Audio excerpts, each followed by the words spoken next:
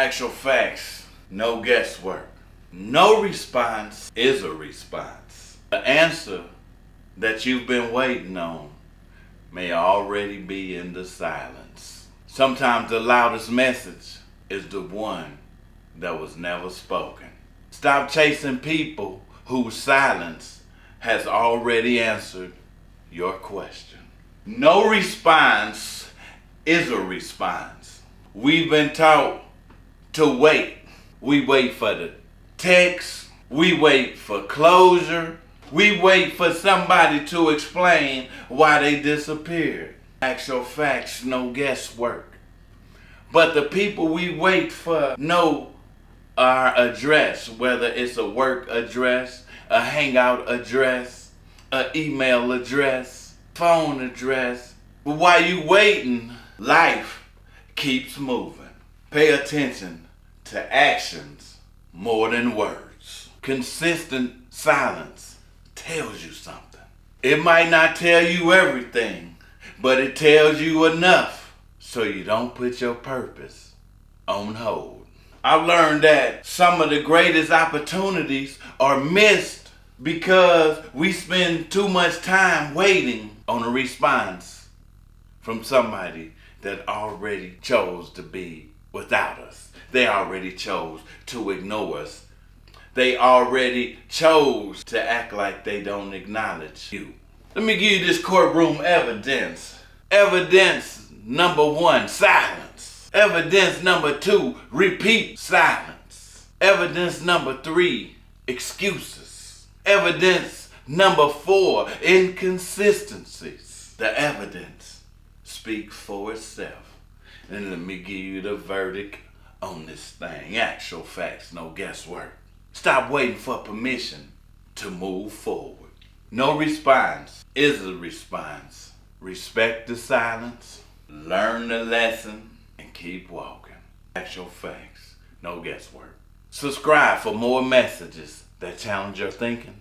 Read Actual Facts, No Guesswork, and visit the merch store.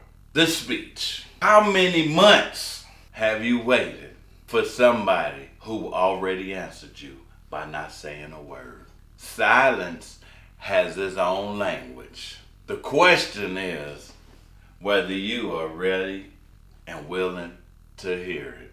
The problem, many people stay emotionally trapped because they're waiting for a conversation that may never happen. They're waiting for apology. They're waiting for acceptance. They're waiting for a relationship to return. They're waiting for someone to value them. Meanwhile, purpose keeps on moving. Opportunities keeps on passing. Life keeps on changing. The typewriter days over with. We on Wi-Fi. We ain't waiting for the throw the bottle and hope it land ashore into the right hands. Right? Scrub board. Here go the evidence. In the courtroom of purpose, we don't judge people by isolated moments. We examine patterns. Evidence number 1. Days become weeks, become months, and still no effort. Evidence number 2. When somebody wants something important, they gonna make time for it. Evidence number 3. You keep sacrificing your peace, hoping that their behavior changes. The evidence has been presented. Solution. Stop confusing silence with uncertainty. Sometimes silence simply means that they have made their decision. That don't make them evil. It just means it's time for you to make yours. Your future deserves more attention than unanswered messages. My experience, I had seasons where I wanted explanations. I wanted reasons. I wanted closures, only to find out they've been checked out. And I'm waiting for a conversation that's already never going to happen. It ain't even in the books.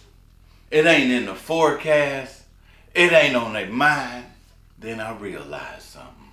While I was waiting for answers and closures and acceptance from other people, I was missing out on my own purpose.